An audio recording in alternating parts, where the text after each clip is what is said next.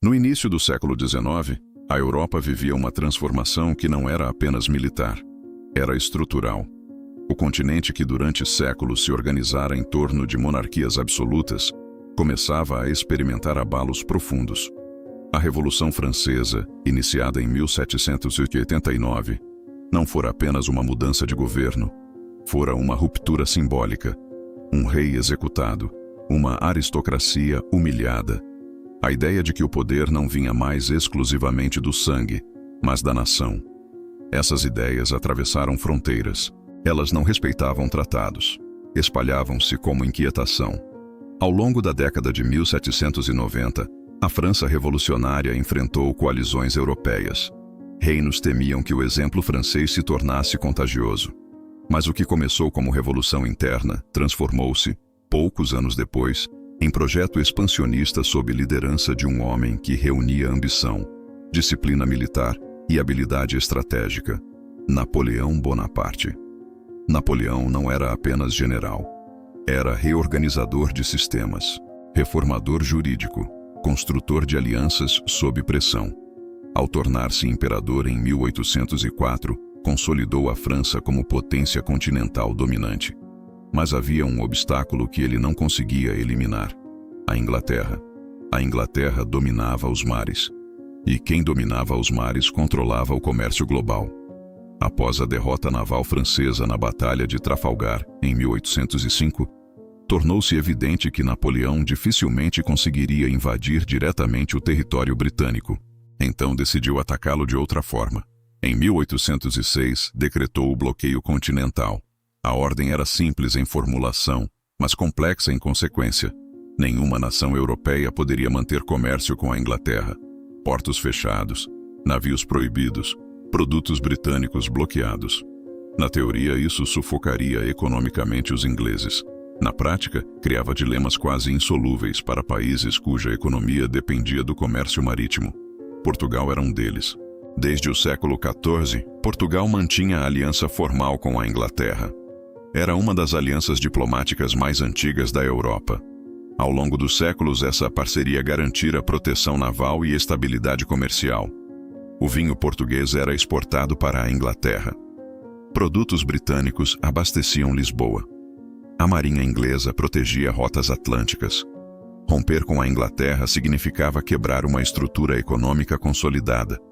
Mas desafiar Napoleão significava enfrentar invasão terrestre.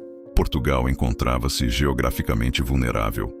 Pequeno território, fronteiras compartilhadas com a Espanha, exército limitado, recursos militares insuficientes para enfrentar o poder francês. No trono estava a Rainha Maria I. Mas, desde o final da década de 1790, seu estado mental deteriorara-se gravemente. Crises psicológicas intensas tornaram-na incapaz de governar.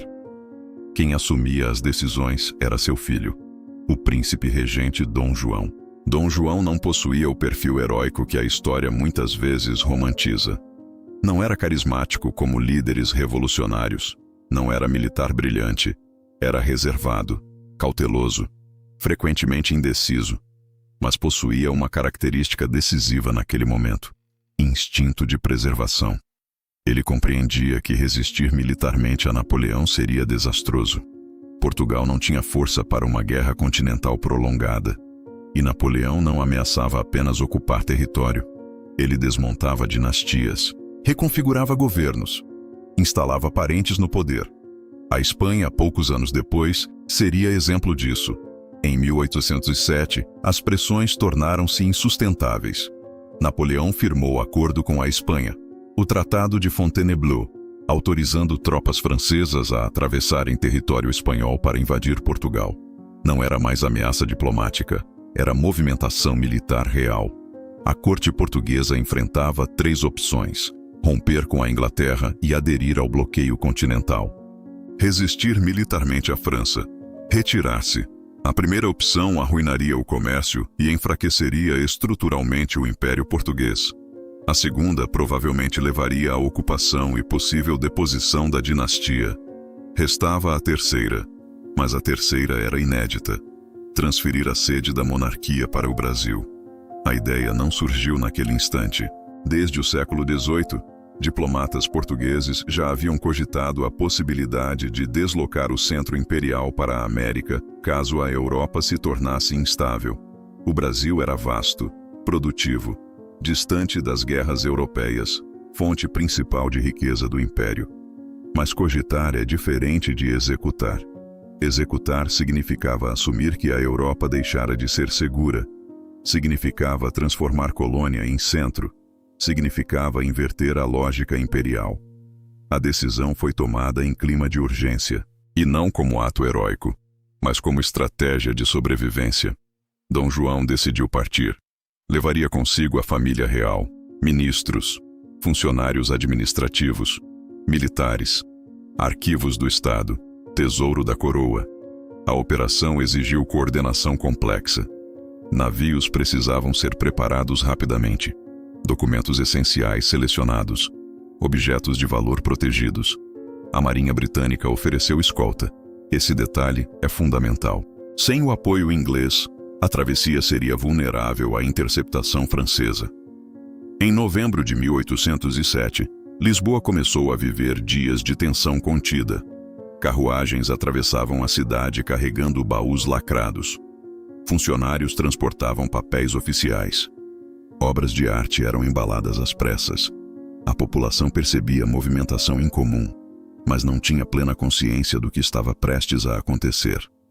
No dia 27 de novembro de 1807, sob chuva fina e atmosfera carregada, a frota começou a deixar o porto. Não era apenas partida, era deslocamento do centro do império.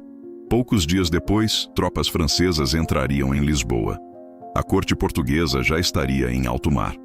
Naquele instante, o que parecia fuga era, na verdade, reconfiguração. Dom João buscava preservar a monarquia, mas, ao transferir a sede para o Brasil, iniciava a transformação irreversível. O Brasil deixaria de ser apenas território administrado à distância. Passaria a ser sede do poder. O Atlântico não era apenas oceano, era fronteira simbólica entre duas fases da história. E quando os navios desapareceram no horizonte, Portugal permanecia na Europa. Mas o Império começava a cruzar o mar, silenciosamente, sem espetáculo, mas com consequências que ecoariam décadas depois. Quando os navios deixaram Lisboa no final de novembro de 1807, o que se afastava do cais não era apenas uma família real. Era a própria estrutura do Estado português. A frota era composta por cerca de 15 embarcações principais, acompanhadas por navios auxiliares e protegidas por escolta britânica. A organização havia sido feita às pressas, mas não era improvisada.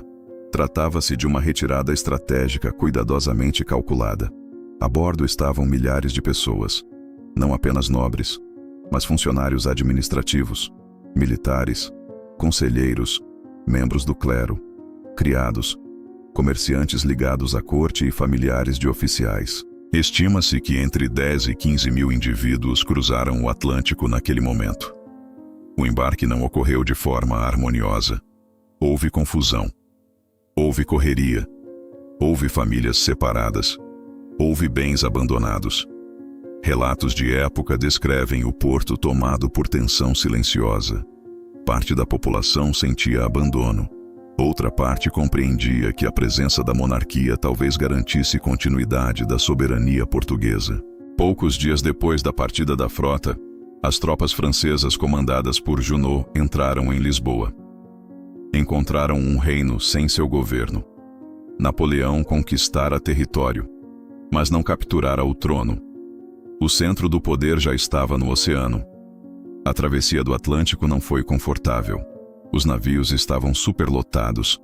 Muitos passageiros não estavam habituados à vida marítima. A alimentação era limitada. A higiene, precária. Doenças espalharam-se entre tripulantes e passageiros. Tempestades atingiram parte da frota durante o trajeto. A viagem, que em circunstâncias normais poderia durar semanas, estendeu-se por meses para algumas embarcações. A rainha Maria I, mentalmente fragilizada, viajava em estado delicado. Dom João carregava o peso da responsabilidade política. Carlota Joaquina mantinha postura rígida, observando os desdobramentos com atenção própria de quem compreendia a dimensão histórica daquele deslocamento. A travessia tinha também significado simbólico profundo. O Atlântico deixava de ser apenas rota comercial, tornava-se eixo político. Durante mais de 3 séculos, o fluxo de autoridade partira da Europa em direção à América. Agora, pela primeira vez, o centro administrativo cruzava o mar no sentido inverso. Quando parte da frota chegou a Salvador, na Bahia, em janeiro de 1808, o Brasil ainda era formalmente colônia. A estrutura colonial permanecia intacta, mas a presença do príncipe regente em território americano criava circunstância inédita. Salvador foi a primeira cidade a receber Dom João. Ali, em 28 de janeiro de 1808, ele assinou um decreto que alteraria profundamente a lógica econômica da colônia: a abertura dos portos às nações amigas. Até então, o Brasil estava submetido ao pacto colonial. Só podia comercializar oficialmente com Portugal. O decreto quebrava esse monopólio. Na prática, permitia comércio direto com outras nações, especialmente a Inglaterra. Esse gesto não era altruísta, era estratégico. Portugal precisava manter relações com os britânicos. E agora, instalado no Brasil, o príncipe regente reorganizava o sistema econômico para garantir sustentação financeira do império. A abertura dos portos alterou profundamente a dinâmica comercial brasileira. Navios estrangeiros passaram a aportar com maior frequência. Produtos antes restritos começaram a circular. A economia colonial iniciava processo de diversificação. Ainda não era independência, mas era ruptura importante no modelo colonial clássico. Após breve permanência na Bahia, a corte seguiu viagem até o Rio de Janeiro. A escolha do Rio como sede principal não foi casual. O Rio já havia se tornado capital administrativa da colônia em 1763, substituindo Salvador. Era porto estratégico, mais próximo das regiões mineradoras e com posição defensiva relativamente favorável. Mesmo assim, não estava preparado para se tornar capital de um império europeu. Quando a frota finalmente chegou ao Rio de Janeiro, em março de 1808, a cidade vivia a realidade colonial típica: ruas estreitas e irregulares, casas simples, infraestrutura limitada, sistema sanitário precário. A chegada da corte provocou um impacto imediato. A população local assistia à movimentação intensa no porto, desembarques sucessivos, transporte de móveis, baús, documentos, oficiais britânicos presentes. A cidade precisava adaptar-se rapidamente. Casas particulares foram requisitadas para alojar membros da nobreza. Moradores receberam ordens de desocupar residências para abrigar autoridades recém-chegadas. Esse processo gerou tensões. Alguns aceitaram resignados. Outros ressentiram-se da imposição. A presença da corte não foi recebida com unanimidade entusiasmada, mas transformou a cidade de forma irreversível. A partir daquele momento, decisões centrais do império seriam tomadas ali. O Rio deixava de ser periferia administrativa, tornava-se sede de governo. Dom João precisava estruturar rapidamente o funcionamento do Estado em solo americano. Ministérios reorganizados, conselhos instalados, funções administrativas redistribuídas. Não se tratava apenas de residência temporária, era a instalação efetiva de aparato estatal. Essa transferência alterou o equilíbrio interno do império. Portugal, agora ocupado militarmente, tornava-se território administrado à distância. O Brasil, antes subordinado, passava a concentrar poder. Esse deslocamento criava nova dinâmica entre metrópole e colônia. E talvez nem todos percebessem naquele instante. A gente governar a partir da América alterava a própria noção de centro e periferia dentro do mundo português. A cidade do Rio começou a experimentar mudanças aceleradas. A presença da corte estimulava comércio, serviços, infraestrutura. Demandas aumentavam. Novos espaços administrativos eram criados. A sociedade colonial brasileira, acostumada à distância do poder, começava a conviver diretamente com ele. Isso gerava aproximação, tão mais visível. A nobreza portuguesa transplantada para o Brasil não chegava para dissolver privilégios. Chegava para preservá-los. A corte atravessara o oceano para sobreviver. Mas ao fazê-lo, iniciava a transformação que ultrapassava a própria intenção original. O que começara como fuga estratégica começava a se tornar reconfiguração estrutural. O Brasil ainda era oficialmente colônia, mas já não era apenas colônia. Respirava agora sob o céu tropical. E essa mudança, ainda silenciosa, preparava terreno para transformações mais profundas nos anos seguintes. A chegada da corte ao Rio de Janeiro não foi apenas mudança geográfica, foi mudança de escala. Uma cidade colonial, habituada à condição de porto importante, mas subordinado, tornava-se sede de um império europeu. E um império não funciona sem instituições. Na ação da corte, Dom João concentrou esforços na reorganização administrativa. Era necessário adaptar estruturas metropolitanas à realidade americana. O Rio de Janeiro passou a abrigar órgãos que antes só existiam em Lisboa. Foi criado o Conselho de Estado. Foram reorganizadas secretarias e ministérios. Tribunais superiores passaram a funcionar em território brasileiro. Essa mudança alterava o fluxo de decisões. Os de maior relevância precisavam atravessar o Atlântico. Agora eram resolvidos localmente. O tempo político encurtava. E quando o tempo político encurta, a percepção de autonomia se fortalece. Em 1808, foi fundada a Imprensa Régia. Até então, a impressão de jornais e livros era proibida na colônia. O controle da informação fazia parte do sistema colonial. Com a instalação da imprensa oficial, surgiram os primeiros jornais editados no Brasil. Criou-se, não de forma revolucionária e imediata, mas de forma gradual. O simples ato de imprimir textos em solo brasileiro alterava a dinâmica cultural. No mesmo ano, foi criado o Banco do Brasil. Essa instituição não representava apenas modernização econômica. Representava organização financeira compatível com o centro político. Um império necessita de crédito. Necessita de circulação monetária organizada. Parceiros que sustentem comércio e administração.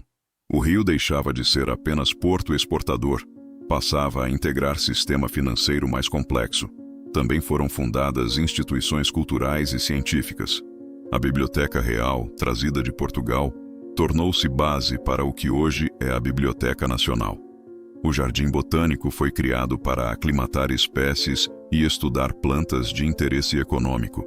Academias militares passaram a formar oficiais localmente.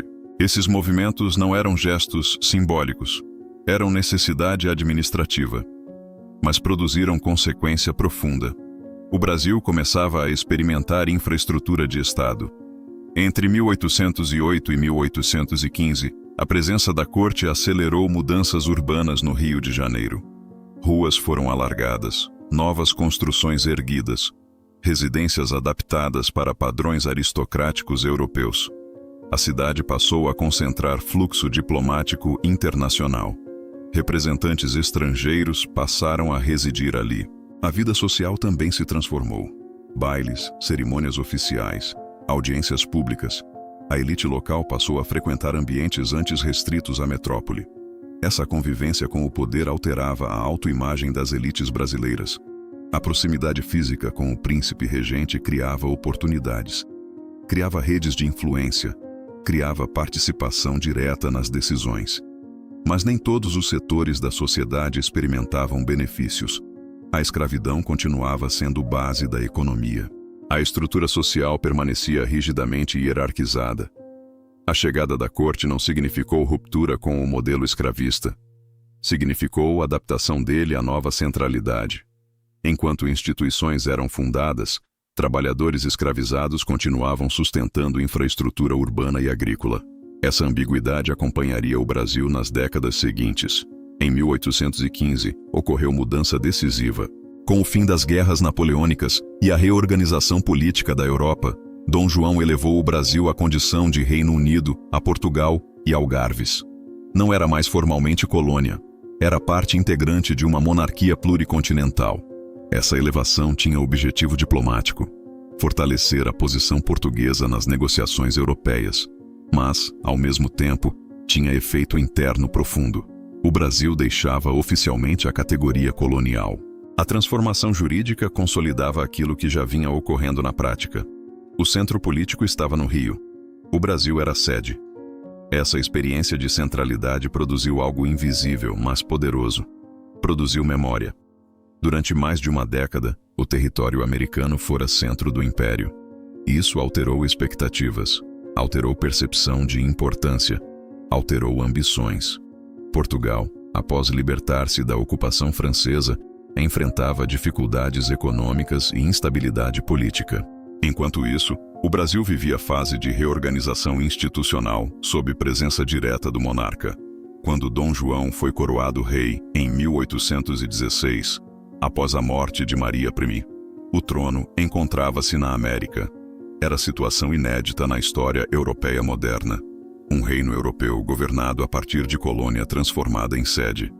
Mas essa inversão continha tensão latente. Portugal sentia-se esvaziado. Parte da elite portuguesa via a permanência da corte no Brasil como perda de centralidade. A Revolução Liberal do Porto, em 1820, emergiu nesse contexto. Exigia retorno do rei. Exigia restauração da primazia portuguesa. Exigia reorganização constitucional. A experiência de centralidade brasileira começava a ser questionada. E quando o rei retornou a Portugal em 1821, deixando seu filho Dom Pedro como príncipe regente no Brasil, o cenário estava preparado para novo conflito. Mas essa já é a próxima etapa da história. O que importa aqui é compreender que, entre 1808 e 1821, o Brasil deixou de ser apenas território administrado à distância. Experimentou ser centro, experimentou governar, experimentou decidir. Essa experiência não desapareceria, ela permaneceria como referência, como lembrança concreta de que era possível ser mais do que colônia. E quando anos depois as cortes portuguesas exigiram retorno à antiga condição subordinada, a resistência brasileira não nasceu do nada. Nasceu dessa memória, da convivência com o poder, da criação de instituições, da prática administrativa. A chegada da corte não foi apenas deslocamento físico, foi deslocamento simbólico. O eixo do império atravessara o oceano, e ao fazê-lo, plantara no Brasil a experiência da centralidade. Experiência que, uma vez vivida, é difícil abandonar.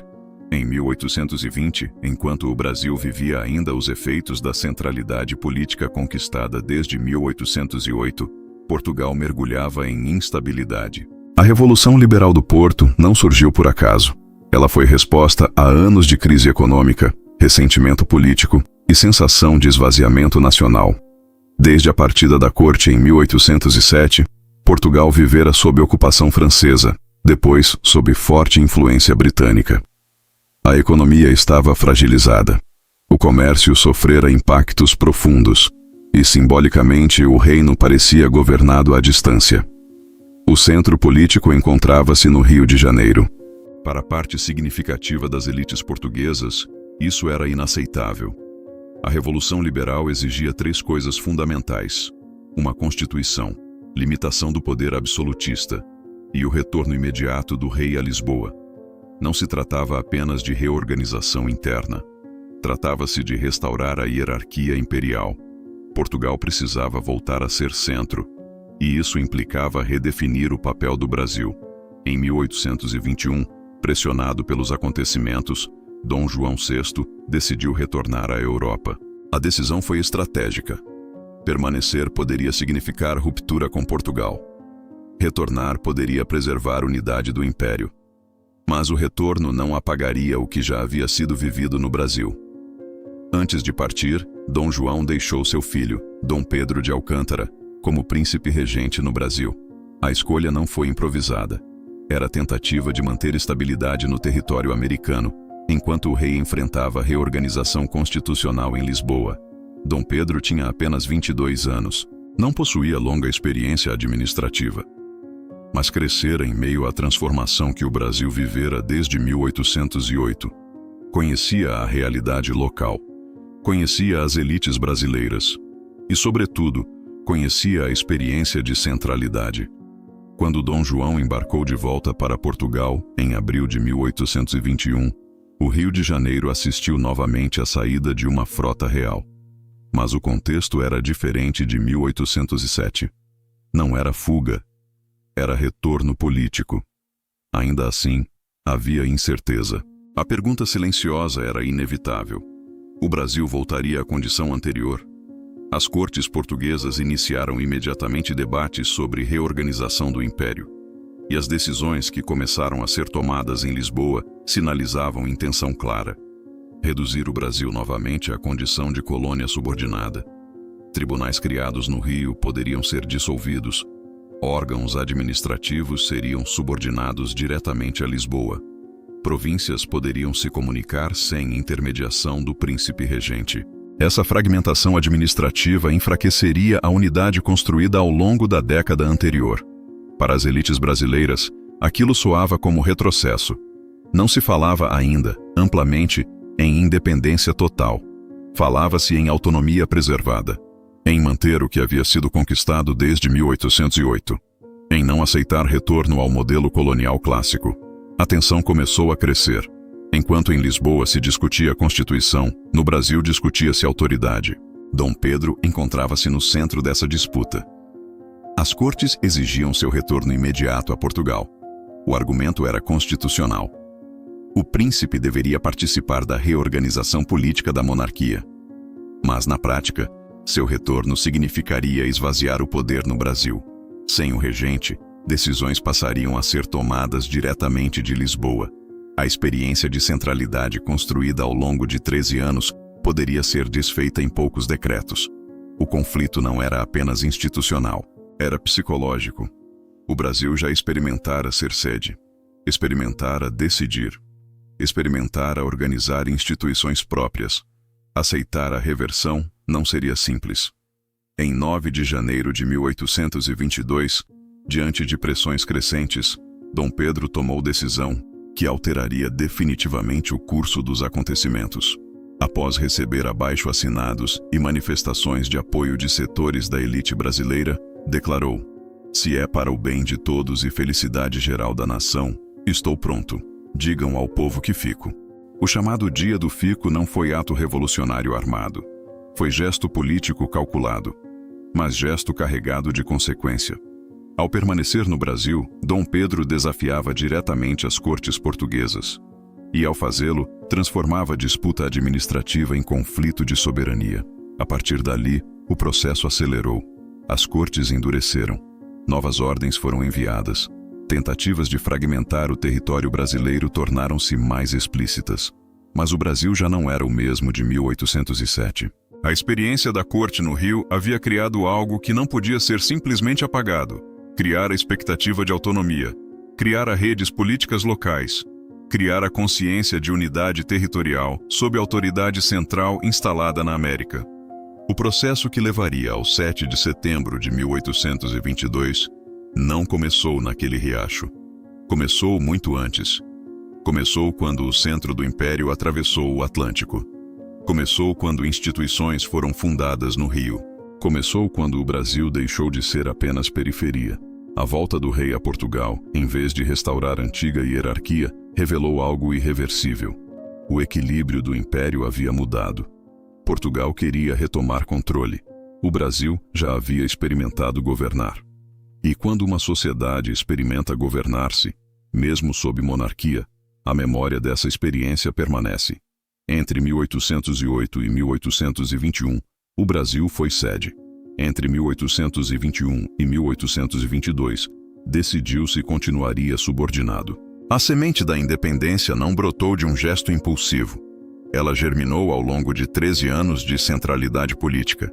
A transferência da corte, pensada como estratégia de sobrevivência da monarquia portuguesa, acabou criando condições estruturais para o surgimento de um novo Estado. E talvez essa seja a ironia mais profunda dessa história. A fuga que pretendia preservar o Império plantou a base de sua transformação. Quando, meses depois, às margens do Ipiranga, Dom Pedro declarasse a separação, ele não estaria apenas respondendo às cortes, estaria respondendo a um processo iniciado em 1807. Processo que atravessou o oceano, processo que reorganizou cidades, processo que criou instituições, processo que alterou mentalidades. A independência brasileira não nasceu do vazio, nasceu da experiência concreta de centralidade política vivida entre 1808 e 1821. E é impossível compreender o 7 de setembro sem compreender a chegada da corte. O que começou como fuga estratégica tornou-se reconfiguração imperial. O que parecia solução temporária transformou-se em ponto de não retorno. E assim, o Brasil deixou de ser apenas território colonial. Passou a ser espaço onde o poder já havia residido. E onde, em breve, decidiria permanecer. Talvez 1808 não tenha sido apenas uma fuga. Foi o momento em que o eixo do Império cruzou o oceano, e o destino do Brasil começou a mudar. A história vive nas escolhas, e nas consequências que atravessam o tempo. Se este episódio trouxe reflexão, deixe sua curtida. E se deseja continuar ouvindo o Brasil dessa maneira, inscreva-se. Aqui, a história continua.